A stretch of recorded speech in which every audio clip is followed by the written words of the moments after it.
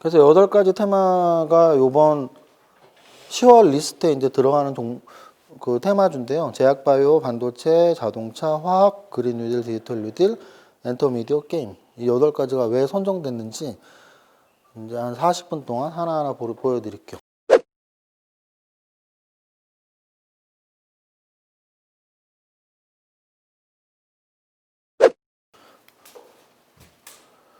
이제 성장주 종목 선정 기준 말씀드릴게요.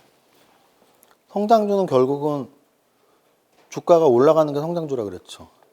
그럼 적어도 오늘 하루 상한가 쳤다고 성장주는 아니겠죠. 계속 오르고 있는 게 성장주겠죠. 주가가 계속 오르면 우리는 그 종목을 뭐라 그러냐면 역사적 신고가 종목이라고 해요. 오늘이 최고가인 종목. 역사적으로 오늘이 최고가인 종목, 그게 바로 역사적 신고가 종목이에요. 그런데 역사적 신고가를 오늘 찍었으면 걔만 성장주니 오늘까지 성장했다가 이틀 주가 빠졌다고 성장주 아냐라고 할 수는 없잖아요. 왜냐하면 주가는 원래 급등락이 있기 때문에 길게 봐서 역사적 신고가를 찍고 그래도 조정 어느 정도까지는 봐줘야 되지 않아? 근데 저는 그 조정을 보수적으로 잡으면 한 6개월까지만 잡아도 돼요. 6개월 동안 전고점을 돌파 못하면 좀 위험한데 위험의식을 가지면 돼요. 조금 너무 좁게 안고 그래 그 정도까지 괜찮아 마음 좀 넓게 써주면 한 1년까지는 괜찮다. 근데 만약에 역사적 신고가를 갱신하고 1년 동안 조정을 받고 전고점을 돌파 못했다면 조금 탈락시켜야죠. 왜냐면 1년 정도면은 갱신 못했으면 성장이 멈췄나? 라고 의심할 여지가 굉장히 큰 거죠. 그래서 첫 번째 조건이 그거고요. 두 번째는 역사적 신고가 갱신하지 못했더라도 신고가에서 굉장히 오랫동안 반토막, 반의 반토막 난 종목들이 52주 신고가를 갱신할 정도의 강한 반등을 주는 종목들이 있어요. 예를 들면 최근에 현대차 같은 거. 첫 번째 같은 애들은 뭐 네이버, 카카오 이런 애들이에요. 매일 신고가 치다가 요즘에 한두 달 조정받았죠. 네이버, 카카오 같은 게 1번 애들이라면 2번 애들 중에 대표적인 게 현대차하고 LG전자. 현대차하고 LG전자는 지금 역사적 신고가가 아니에요. 근데 제가 최근부터 늘 강조하고 하는 이유가 역사적 신고가 몇 년 전이야. 그런데 계속 역배열로 떨어졌어. 최근의 움직임은 굉장히 가파르게 상승을 해주고 있거든요. 그러니까 52주 신고가를 갱신했다는 건 단기 반등은 아닌 넘어섰다는 얘기예요. 너무나 많이 빠져서 단기 반등을 주는 수준은 넘어선 수준. 그런 종목들. 세 번째 조건은 1년이 안 지났긴 했는데 역사적 신고가 치고 반에 반토막 난 건 어떻게 해? 그럼 성장주 끝났다고 봐야 되지 않을까요? 성장하는 종목이 반토막에 반에 반토막이 날 수는 없겠죠. 그거는 성장주가 아니고 아까 말한 루보 사태 루보처럼 작전주였겠죠. 작전주로 5배 올랐다가 반에 반토막 난 거를 성장주라고 들어갈 수는 없습니다. 그래서 너무나 급락을 많이 하면 그거는 성장주가 아니고 좀 세력주였나 보다. 뭐 이렇게 보자는 얘기죠. 월봉으로 우리가 단기 매매하는 사람들은 일봉상 21선을 굉장히 중요하게 보는데 월봉으로 20월선을 지키고 있는지 또 일봉상으로 정배열을 지키고 있는지 요 정도가 이 모든 게 다 엔드 조건이냐? 그렇지 않아요. 엔드 조건으로 하면 말이 안 되죠. 역사적 신고가랑 52주 신고가 갱신한 게 두 개가 동일시 될 수 없으니까 엔드 조건 당연히 아니고요. 또 하나는 저는 이거를 예를 들어 조건 검색 기능에 막 꽤 맞춰서 넣지 않고 그냥 하나하나 제가 봐요. 약간의 오차가 있을 수 있어요. 제가 찾은 것도. 저는 직접 차트를 그냥 하나하나 보니까.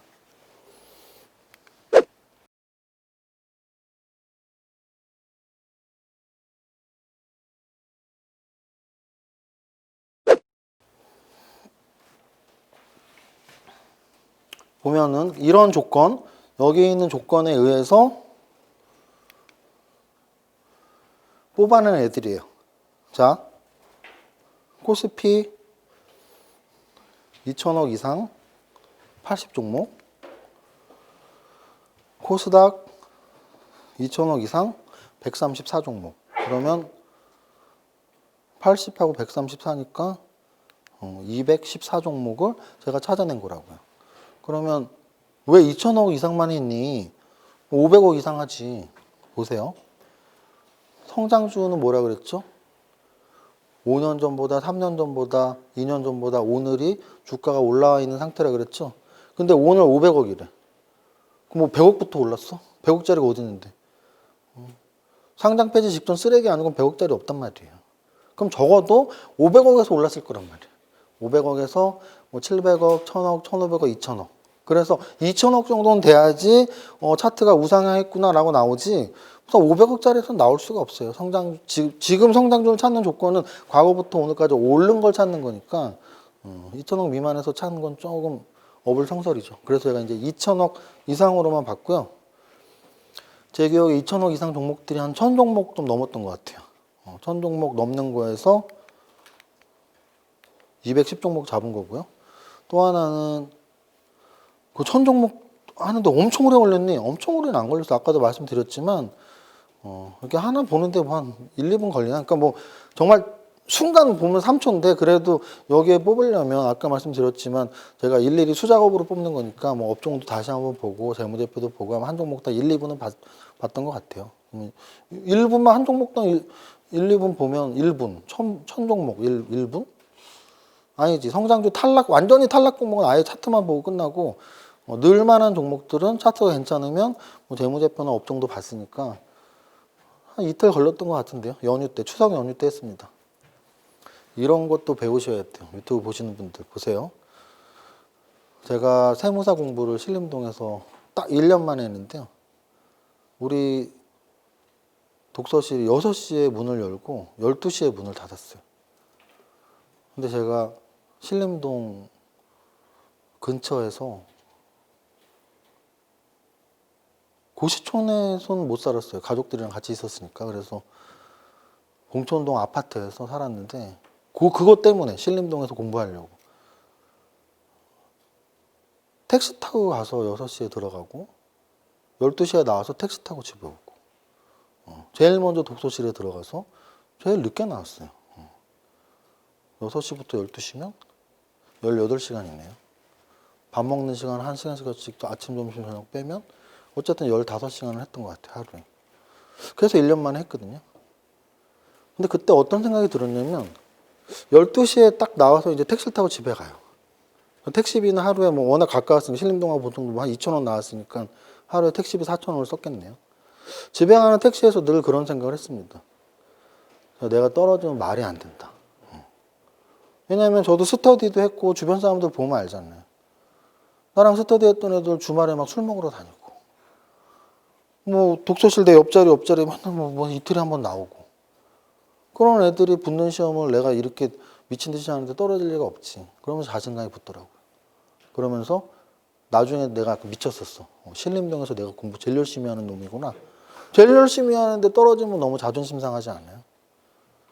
제가 어느 정도 시험에 집중을 했었냐면 세무사 2차 시험이 점심시간이 있었어요. 근데 저는 점심을 뭘 먹을까 한 2달 전부터 고민을 했었는데 김밥으로 결정을 했어요. 점심시간이 제 기억에 뭐 한 12시 반부터 1시 반 이 정도? 시험 보기 한 달 전, 2달 전부터 매일 12시 반에 김밥조금 가서 김밥만 먹었습니다. 하루도 안 빼먹고. 왜냐면 제가 약간 과민성 증상 이런 게 있어서 신경 쓰면 배가 아프더라고요. 그래서 괜히 밥 잘못 먹고 배 아프면 2차 시험 밥 먹고 나서 보는 시험 3교시 때 화장실 간다고 해서 쫓겨나면 안 되잖아요. 김밥만 먹었어요. 진짜 한 달 동안 똑같은 시간. 그렇게 하면서 늘 생각했죠. 야, 이렇게 했는데 떨어지면 내가 죽어야지. 다행히 살았습니다. 마찬가지로 보세요. 추석이 요번에 5일 연휴였단 말이에요. 수목금토일. 제가 이틀을 나와서 이걸 했어요. 이틀 나와서 이걸 하면서 내가 주식 투자로 수익 못 내면 나가 뒤져야지. 왜? 아니 추석 연휴 5일 동안 이틀이나 하루에 한 10시간씩 했단 말이에요. 전 국민 중에 추석 연휴 5일 중에 이틀 하루에 10시간씩 숨쉬는 사람 많지 않을 것 같은데.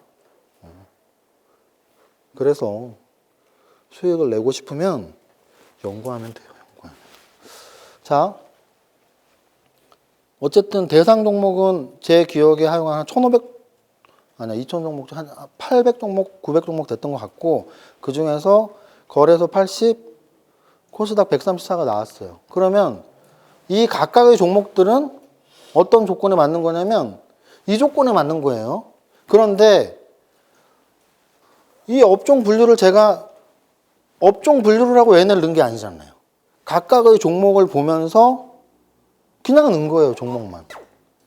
그럼 이 종목들이 어디에 업종에 포함되어 있는지 정렬을 한 거죠. 종목을 먼저 찾고 이 종목의 업종을 찾은 거예요, 역으로. 그래서 이게 지금 거래소예요. 거래소 싹 보면 둘레, 여섯, 여덟. 제약바이오가 제일 많네. 또 많은 게 뭐가 있을까? 오, 화학이 왜 이렇게 많아졌지? 저는 매달 하니까. 매달 하면 변화를 바로 알 수 있어요. 화학이 절대 이렇게 많지 않았다고요. 이 자료는 유튜브에도 아마 9월 성장, 8월 성장, 7월 성장 다 나가 있으니까 여러분들이 보세요. 9월 성장, 8월 성장, 7월 성장, 6월 성장에 화학이 이렇게 많았는지 절대 이렇게 많지 않았을걸요? 많아졌어. 아, 화학이 요즘 좋아졌구나.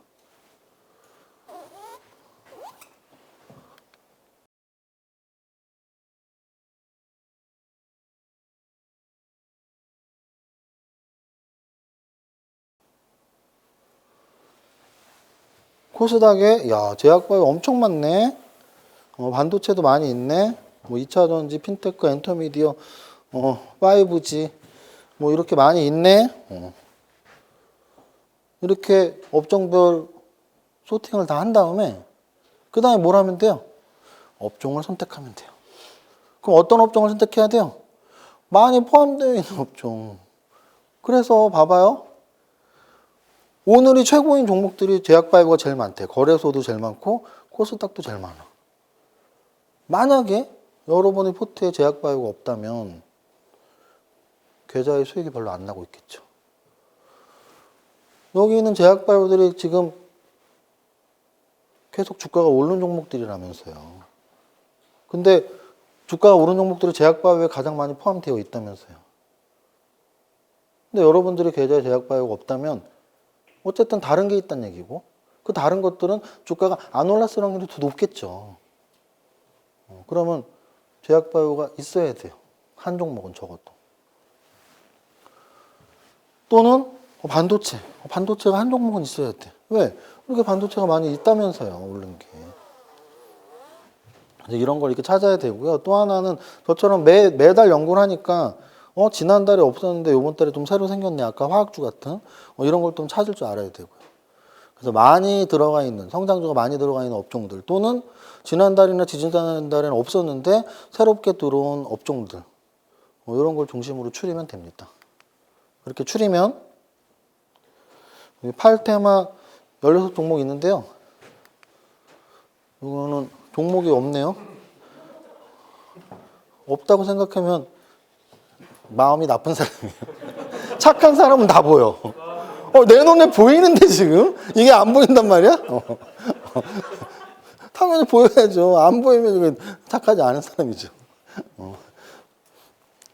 사실은 그래요. 제가 오프라인 강연을 할 때 뭐 8테마, 8타픽 이런 거 할 때 종목 이렇게 설명 많이 했었죠. 그럴 때는 적어도 뭐 150명, 200명 또는 우리 진짜 팬클럽 저 좋아하시는 분들하고 같이 소규모로 뭐 와인 파티를 하거나 뭐 30명 이렇게 적게 세미나 할 때 당연히 다 공개했었죠. 그런데 유튜브의 특성상 종목을 공개하고 싶진 않아요. 그 이유는 일단 오래 남고 오래 남으면 어떤 단점이 있죠? 떨어지면 쪽팔리잖아. 증거를 남기면 떨어지면 쪽팔리잖아.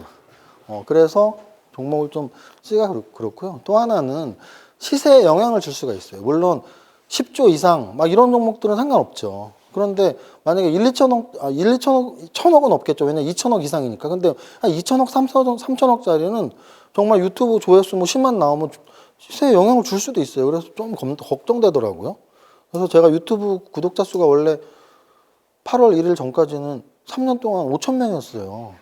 그때는 제가 아무 걱정 없었어요. 5천 명의 구독자가 뷰도 뭐 500뷰.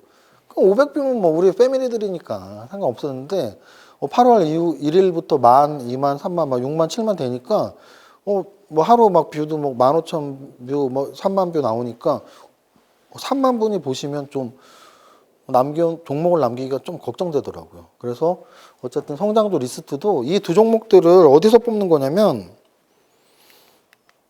여기서 뽑는 거예요. 여기서 뽑는 거야. 근데 예를 들어 1번은 제약바이오니까 제약바이오가 이 많은데 이 제약바이오가 거래소도 이만큼 있고 코스닥이 이만큼 있는데 그걸 니는 뭐를 뽑았니?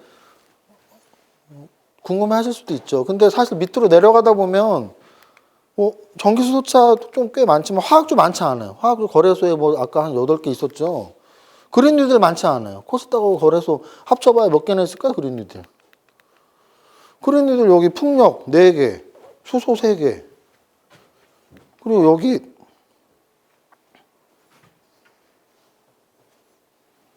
풍력 3개. 뭐 끼케 10개예요. 10개 중에 2개야. 그래서 뭐 마음 착하면 다 보일 겁니다. 그리고 주식 연구 좀 열심히 하면 다 보일 거예요. 그래서 일단 종목보다는 업종 위주로 제가 설명을 드릴게요. 그리고 이 강의 자체가 탑다운, 포트폴리오, 그럼 업종이 훨씬 중요해요. 그래서 업종을 말씀드리고 어찌 보면 제가 제시하는 두 종목보다 어차피 앞에다 종목은 있으니까 여러분들이 찍는 두 종목이 더 수익률이 좋을 수도 있어요. 너무 당연한 거예요. 그래서 업종이라도 확실히 믿자.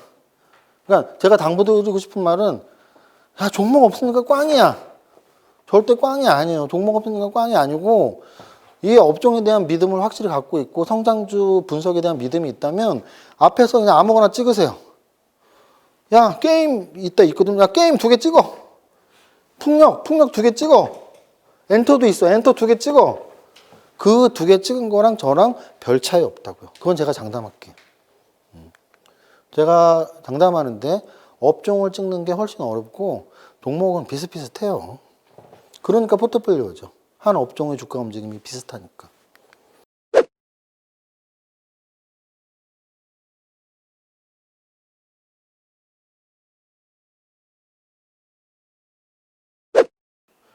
자, 8종목 중에 첫 번째 종목은 바이오주예요. 제약바이오 업종. 그럼 제약바이오 업종이 1번으로 들어온 이유는 너무 명확합니다. 그 이유는 아까 봤듯이 성장주가 가장 많이 포함되어 있기 때문이에요. 그럼 왜 가장 많이 포함되어 있을까? 그 첫 번째 이유는 코로나 시대이기 때문이에요. 코로나 시대이기 때문에 지금 녹화일인 수요일, 추석이 지나고 월화수 3일이 지났는데 월화수 3일 동안도 상한가 종목 중에 대다수가 코로나 치료제, 코로나 백신, 뭐 이런 코로나 관련주들이에요.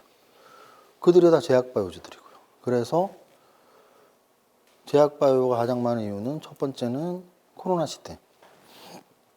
두 번째는 제가 아까 그랬잖아요. 언택트, 컨택트의 구분 하나도 중요하지 않다.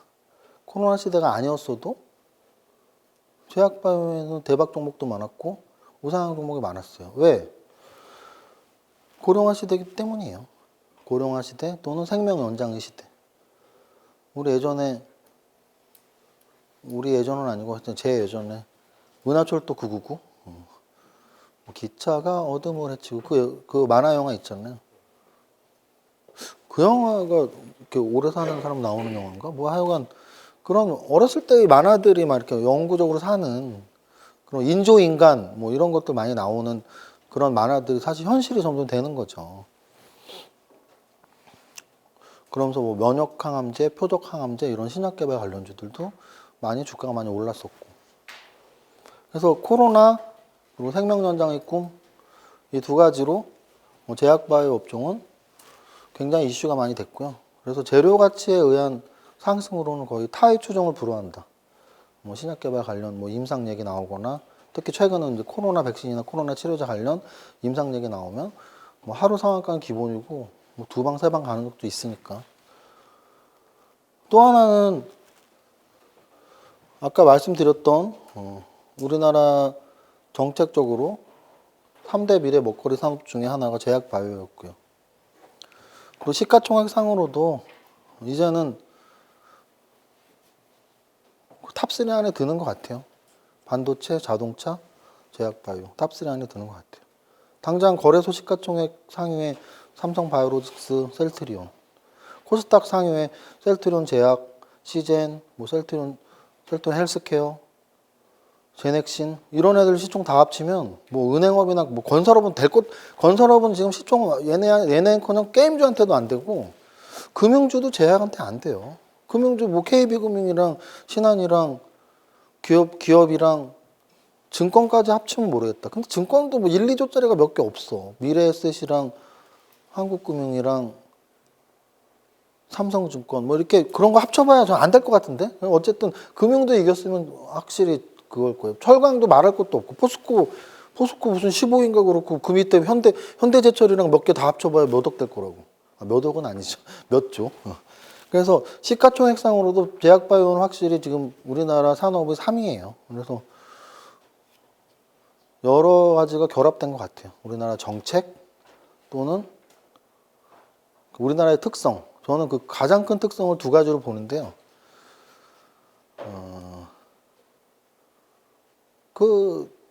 저기죠. 학벌이라는 표현을 써야 되나? 어쨌든 맨파워, 의대 뭐 이런 거에 대한 동경. 근데 의대 출신들이 대부분 나와서 제약바이오 회사를 만들고 있고, 그럼 이제 펀드 매니저들이나 그런 스타트업 투자 전문기관들이 딱 가면 그래 서울대 의대야? 뭐 이러면서 돈 이제 펀드 투자하고 뭐 이런 것들이 계속 지금 선순환을 일으키는 거죠. 선순환. 맨파워가 있고 돈이 있으면 그 산업이 죽을 일이 없거든요. 근데 지금 우리나라에서 가장 맨파워가 몰려 있고 자금이 몰려 있는 데가 제약바이오이기 때문에 그래서 이런 선순환이 계속 나는 것 같아요. 좋은 재료가 나오면 막 상한가 치고. 종목은 여러분들 알아서 고르시면 되는데 제약바이오는 워낙 종목이 많으니까 소카테고리로 더 나누셔도 돼요. 소카테고리로 당장 코로나 치료제, 코로나 백신 관련주 또는 코로나랑 당장 관련은 없더라도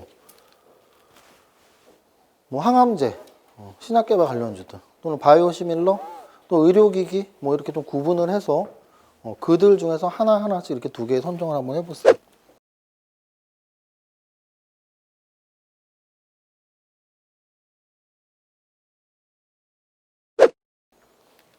두 번째는 반도체. 반도체도 역시 3대 산업 중에 하나였고요. 미래 먹거리 3대 산업. 근데 원래 우리는 메모리 반도체 강국인데 정부에서는 비메모리 좀 해봐, 비메모리. 근데 여기서 이제 삼성전자가 화답을 하면서 비메모리 쪽이 훨씬 좋은 움직임이 나왔습니다. 그래서 정부에서 비메모리 하라고 하고 삼성전자도 거기에 공감을 하고 같이 하고 있고 거기서 추가로 소부장이라는 말이 원래 없었어요. 반도체 소부장이란 말이. 2019년 작년 5월이었죠. 일본에서 야 니네한테 이제 반도체 뭐도 안 하고 뭐도 안 할 거야만 했잖아요. 그때부터 반도체 소부장 하면서 주가 움직임이 제가 보기엔 일본 때문에 좋아진 것도 있어요. 우리나라 자체 부품 국산화가 진행되고 있고 기존에 진행되었던 회사들은 더 기업 가치를 평가받게 되고 그래서 반도체 관련주들도 굉장히 많은 종목들이 아까 포함이 되어 있었던 걸 볼 수 있었고요. 그럼 이런 것들을 결합한다면 반도체 관련주에서 내가 원픽으로 잡을 종목들은 어떤 것들이냐면 비메모리랑 관련된 그래서 사업 개요나 기업 개요를 보면서 비메모리랑 관련된 종목을 찾으시고 또 하나는 소부장 중에서 당연히 부품 국산화 또는 소재 국산화, 장치 국산화에 성공한 그런 기업들을 찾으시면 돼요. 국산화 그리고 비메모리. 그게 중복이 되면 더 좋겠죠. 여기에서 그걸 말을 해야겠구나.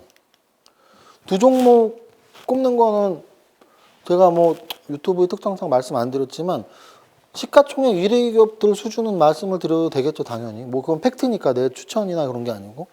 제약바이오에서는 그룹으로 치면 당연히 셀트리온 그룹이죠. 왜냐하면 셀트리온 헬스케어, 셀트리온 제약 세 가지가 있으니까. 그리고 그 세 개는 지금 합병 이슈가 있기 때문에 여러분들이 잘 좀 검토를 해보셔야 돼요. 그룹이 아니라면 단일 종목으로는 삼성 바이오로직스가 현재 시가총액 1위입니다.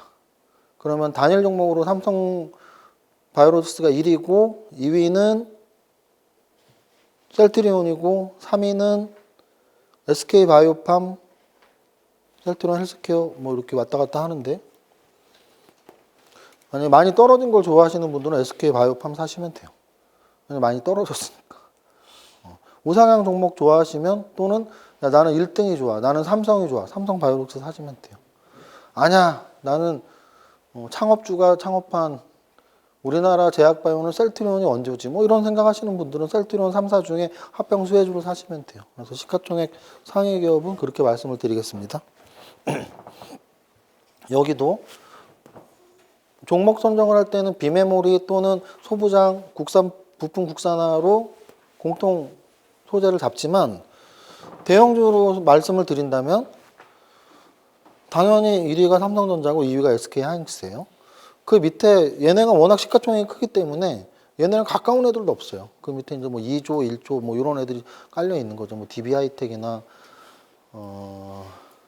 동진 세미캠 뭐 이런 애들이 이제 1조 이상 되는 반도체 관련주들인데 너무 얘네에 비하면 너무 작으니까 이 두 개만 말한다면 둘 중에 뭐 살래 그러면 제가 늘 그랬죠. 뭐 8대2, 7대3 이렇게 말하는데 이거는 거의 뭐 9.5대 0.5? 9.5대 0.5. 둘 중에 뭐 살래? 삼성전자예요, 지금은. 왜냐면 차트가 그렇게 말을 하니까. SK하이닉스는 훨씬 눌려 있고요. 삼성전자는 지금 역사적 신고가 근처까지 왔습니다. 삼성전자 역사적 신고가가 62,800원인데요. 오늘 수요일 기준으로 59,900원. 62,800원하고 59,900원이면 0.5%가 안 돼요. 최근 장이 좋을 때 삼성전자가 2%씩도 막 움직였다는 측면에서는 조금만 휙휙 가면은 빠르면 10월 말 안에 오늘 뭐 10월 초니까 10월 안에 늦어도 연말 안에 삼성전자가 무조건 저는 역사적 신고가 뚫을 확률이 높다고 봅니다. 또 하나 중요한 건 삼성전자가 역사적 신고가를 뚫는다면 우리 주식 투자자 다수에게 희소식이에요. 그 이유는 제가 이제 2017년 가을 여름 그때 상황이 기억이 나는데 2017년에 어떤 일이 있었냐면 삼성전자만 오르는 장세였어요. 2017년 상반기가. 2017년 1월부터 5월까지 삼성전자만 오르는 장세였고 거래소 지수는 당연히 역사적 신고가를 뚫었습니다. 그때 박스권, 우리 박스피라고 했던 뭐 2200 라인을 뚫어서 2300, 400, 500 이렇게 갔던 시기예요. 2018년 1월이 거래소의 역사적 신고가 고점이에요. 2018년 1월이 2607포인트. 와, 나 우리 집 비밀번호도 못 외우는데 이런 거 어떻게 외워? 와, 진짜 소름 끼친다. 나 집에 들어갈 때 그 비밀번호 네 자리를 한 3초를 늘 기억을 해요. 이게 뭐였지? 근데 내가 2018년 1월에 2607포인트를 왜 기억하고 있냐고. 기가 막힐 노릇입니다. 자, 그런데 2018년 1월에 2607포인트 찍을 때까지가 한 1년 걸린 거거든요. 2017년 초부터 2018년 1월까지 한 1년 걸렸는데 그 1년의 거래소 지수 상승에는 당연히 삼성전자가 한몫을 했겠죠. 당연히. 2017년 상반기에는 삼성전자만 올라가는 더러운 세상이 이슈였어요. 정확히 기억나요. 삼성전자만 매일 올라가고 다른 종목도 안 올라가는. 그래서 제가 그때 이런 강연회 할 때 뭐라 그랬냐면 제가 어떤 상품 막 이렇게 퀴즈 내서 맞추면 우리 다 같이 박수 쳐주셔야 돼요. 내 종목이 아니고 다른 종목 상한가 치는 것도 박수 쳐주셔야지 내 종목도 상한가 갑니다라고 말을 많이 하거든요. 그잖아요. 하루에 상한가가 10종목 나오는 게 얼마나 행복한 건데. 그럼 내 종목이 들어갈 확률이 높아진단 말이에요. 상한가가 한 종목도 안 나오면 박수 쳐줄 일도 없어요. 배 아플 일도 없어. 하지만 내 것도 상한가 안 가. 근데 하루에 상한가가 20종목이 나오면 내게 없더라도 배 아파할 필요 없어요. 내게 들어갈 확률이 높아지거든. 삼성전자가 나홀로 상승을 했을 때가 딱 그런 느낌이었거든요. 삼성전자만 올라서 지수가 올라서 슬퍼할 필요도 욕할 필요도 없고 키 맞추기의 조정은 주식시장에서 늘 있는 거거든요. 그러면 삼성전자만 올랐으면 SK하이닉스도 오르고 반도체 관련주 오르다가 제약바이오주도 오르고 호스닥도 오르는 거예요. 2017년이 딱 그랬죠. 여름까지는 거래소, 삼성전자, 대형주 위주의 상승만 나왔었는데 2017년 정확히 8월, 9월부터 코스닥이 날아갔죠. 거래소는 조정받는 동안 코스닥이 날아가서 그동안 잠자코 쉬고 있던 제약바이오주들이 3배, 4배, 5배 올랐던 장입니다. 그때 제가 노래를 히트 하나 시켰었는데 젠젠젠 젠틀맨이다. 왜냐면 신라젠 무슨 젠 무슨 젠 젠자 붙은 건 다 2배 3배 갔었거든요. 그러니까 그런 장이 막 열리는 거예요. 그러면 제가 말씀드린 지금 삼성전자를 주목해라 뭐냐면 생각해봐요. 삼성전자가 59,900원 오늘 6만 원인데 6만 원에서 10% 오르면 66,000원. 우리 주식 10% 먹으려고 하는 거 아니잖아요. 근데 삼성전자가 만약에 10%가 올라가면 66,000원 가면 제 생각엔 거래소 지수도 역사적 신고가 돌파했을 가능성이 높아요. 그러면은 우리 투자자의 심리는 다 오픈마인드로 좋아진다고요. 삼성전자 올라갔네. 거래소 역사적 신고가 뚫었네. 코스닥도 또 뚫어라. 모든 게 다 가자. 너도 가고 나도 가자. 그런 장세가 오를 확률이 높다고요. 그래서 저는 응원하고 있어요. 삼성전자로 수익을 안 내도 얘가 10% 오르면 다른 건 100%가 오르기 때문입니다.